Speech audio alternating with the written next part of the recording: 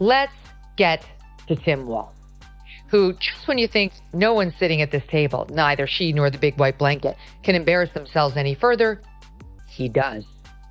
She asks him, to her credit, about the carrying the weapons in war, which we know is a lie. He never served in war. He's been stealing valor for quite some time. Tim Walz has ridden a wave of goodwill for years, banking on that Minnesota nice reputation.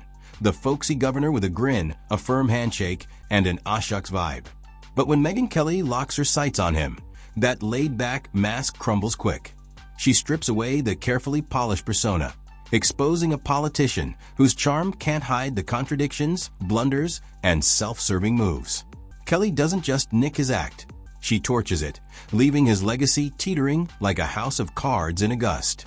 Walz is also out on the new media tour and trying to help her when he's not defending his comments on the Electoral College.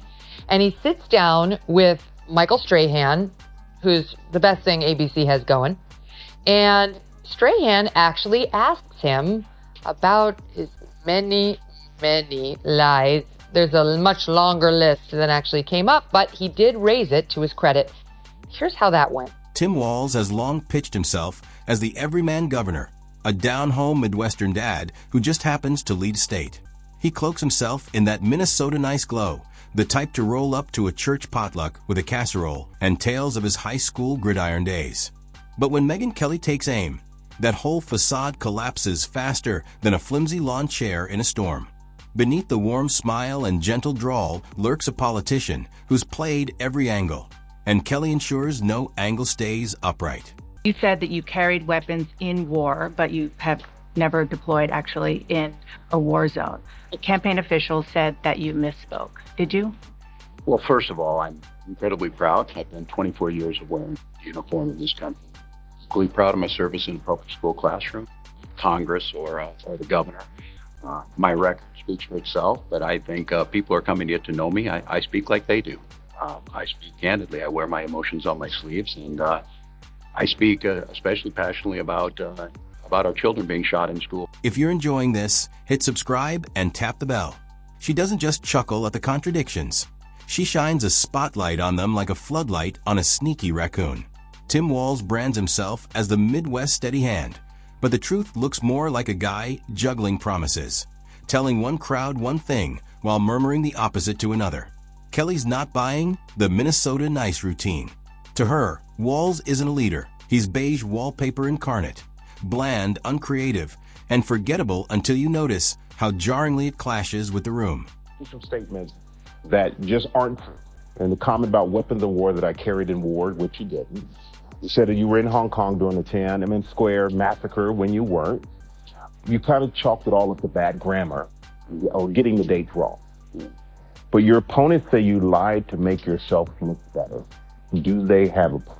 Well, look, 35 years ago, got the opportunity to be in Hong Kong, be in China.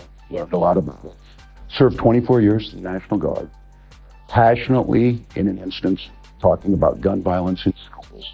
The flaw in Walz's leadership style is its reliance on ignoring problems until they slap him in the face. Crime rates up? He shrugs with a platitude about community spirit. Education woes? He pops into a classroom for a photo op, nodding like he's about to fix it all with a grin, then vanishes, leaving real progress as rare as a Minnesota summer stretching past 2 weeks. Kelly dismantles this, showing how Walz has turned addressing issues into little more than striking poses nearby. The fallout continues for Tim Walz on the disastrous performance he delivered, in particular when it comes to his self-described knuckle-headed behavior, which was just his latest in a series of lies. The reason he resorted to, "I'm a knucklehead," was he got confronted with his latest lie. But it's not just the lack of depth that Kelly skewers. It's the contradictions that practically beg for exposure. Walz cast himself as a small-town values champ, yet his policies often echo big-city bureaucrats' wish lists. He'll preach freedom and duty, then back government overreach when it favors his allies. Kelly uncovers the pattern. Walz is less a leader, more a political chameleon, shifting hues based on who's watching. I think people know me. They know who I am. They know where my heart is. And again, My record has been out there for over 40 years. And so, And the idea that you said that you were in war, did you misspeak as the campaign has said? yeah, I said we were talking about, in this case, this was after school shooting, the ideas of carrying these weapons of war. And my wife, thought my grammar's not always correct. Again, if it's not this, it's an attack on my children for showing love for me, or it's an attack on my dog. This took chutzpah. Let's go through it. You said you carried weapons in war, but you've never deployed in a war zone. Campaign official of yours said you misspoke. Did you? Well, I'm proud, incredibly proud of my record. What really ignites the roast is Kelly diving into Walz's crisis management. The pandemic was a real-world test for his governorship, and the cracks showed fast. 1 minute he's the public safety sentinel, doling out mandates like Halloween treats. The next, he's fumbling with mixed signals, confusing folks more than clarifying. Calm doesn't equal effective, she argues. It just means he didn't panic on camera. Off-screen, his leadership was as chaotic as a garage sale in a downpour. Rules shifted daily, priorities flipped nightly, and his excuses sounded like a kid dodging homework.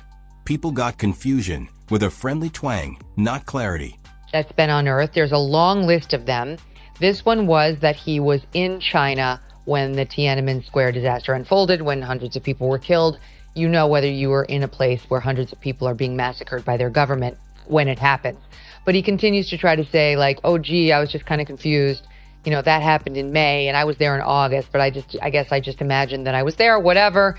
So he got asked about that debate moment where he completely melted down. The unearthed issues keep piling up. Take his presence in China during the Tiananmen Square massacre, where hundreds died. He claims confusion, saying he was there in August, not May, as if that excuses it. Kelly mocks his debate meltdown when pressed on it, exposing how he dodges accountability with a folksy shrug. Well, they're comparing this moment by Tim Walz to that because he looked so inept and like a faker, like he didn't belong there and he was trying to convince us something that wasn't real as he decided to go pheasant hunting. And Charlie, you're a gun guy. You tell me whether this looked authentic to you. Here he is. That's my theory, and it never fits quite right. Never fits quite right. It's not quite right. How do you get it back?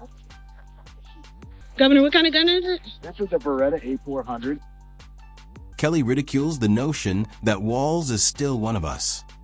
The truth? He's been cocooned in a political bubble so long. The only small town he recalls is the one his speechwriters craft. And the economic record? Kelly gleefully dissects it. Walz spins his fiscal moves as solid stewardship, but Minnesota under him feels like a lab experiment in eye-rolling tax hikes. High taxes, bloated budgets, check. Yet essential services still limp along. It's like buying every kitchen gizmo and still botching a meal. He's eyeing bigger stages, and Kelly doesn't just laugh. She obliterates the idea. If he can't steer one state without contradictions and muddled messages, what hope on the national scene? It's like a lemonade stand flop claiming he's ready for Starbucks. Ambition sans skill is delusion, and Kelly paints Walz as a man mistaking photo ops for leadership and cheers for results. Doing this. Equally proud of my service in the classroom. Did I mention I was a teacher and a coach and assistant coach? Okay, whatever. But he's more stolen valor. In the classroom, I'm in the classroom. My record speaks for itself. It doesn't actually. You've put a lot of lies into that record that you've been called out on by service personnel. You must clarify, as your campaign had tried to do, and now you appear to be distancing yourself from that clarification. And then here's two pieces of this that are really... I speak like they do. People are coming to get to know me. I speak like they do. I speak candidly. I wear my emotions on my sleeves. And I speak especially passionately about, and then he goes on to blame it on the school shooting. I guess he was upset about school shooting, so he lied.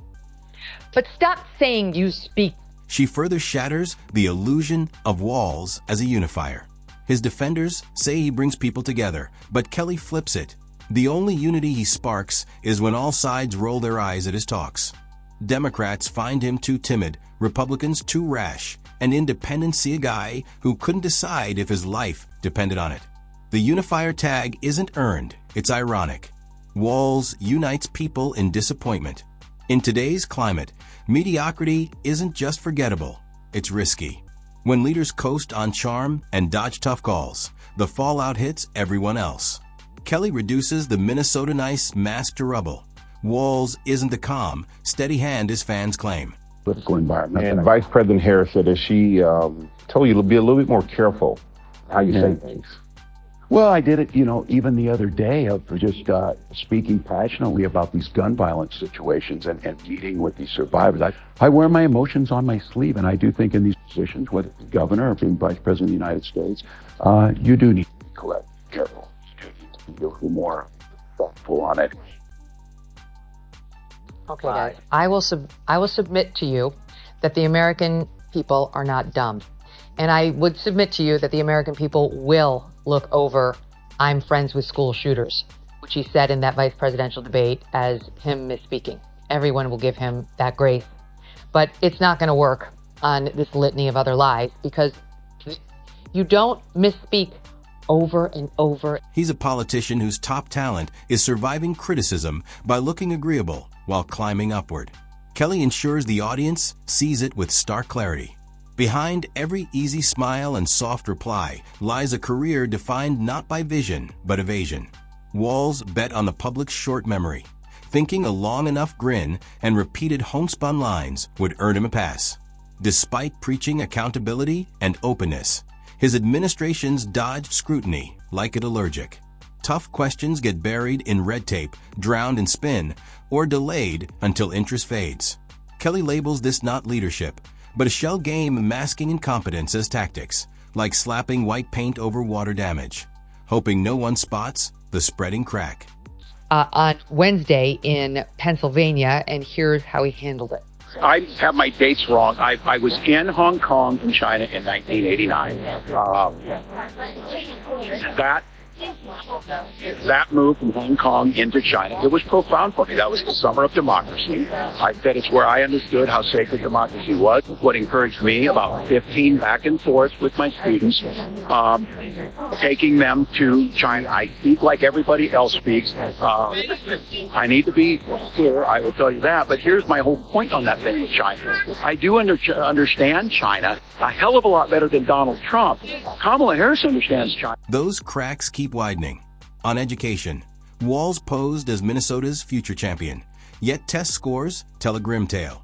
Reading and math skills have tanked, classrooms falter, and his fixes mean tossing more cash into a system without demanding results or accountability. Kelly zeroes in on the hypocrisy of promising every kid a shot while delivering a status quo, leaving parents frustrated, teachers drained, and students trailing national benchmarks. Walz can wave the equity flag all day, but equity without results is just costly decoration. Then there's the economy, his supposed strength. He talks opportunity, but many Minnesotans feel they're treading water while taxes exhaust them. Kelly cuts through the disconnect, showing Walz confuses appearances with achievements. On an instance there, proud of the service they've done, proud to be a teacher in that classroom, proud to have been very public these years, and owning it when I, said, look, I was there in August of '89. And I think the policies, whether it be dealing with China and understanding China's human rights record, what you can be certain there is that Kamala Harris and I aren't going to, put dictators on speed. Well, but it's one thing with trust. There are going to be some people who say, we can't trust him to even tell the truth about himself. What do you say to them? Well, I said they know who I am. I know who I am. I know the work that I've done. I know that things get spun in a political environment. The heaviest hits come when she spotlights his pattern of following, not leading. Walz has mastered waiting to see which way the political wind blows, then jumping in front and calling it bravery. When George Floyd protests rocked Minnesota, he floundered for weeks, torn between activists demanding overhaul and citizens craving safety. Instead of bold decisions, he disappointed both, too soft for some, too harsh for others. Kelly dubs this indecision dressed as balance. Schools stayed shut longer than needed, businesses groaned under extended limits, and mental health issues soared. Walz's leadership was caution on repeat until pressure forced his hand. Kelly frames it as a governor led by fear, not vision, leaving families to clean up the mess.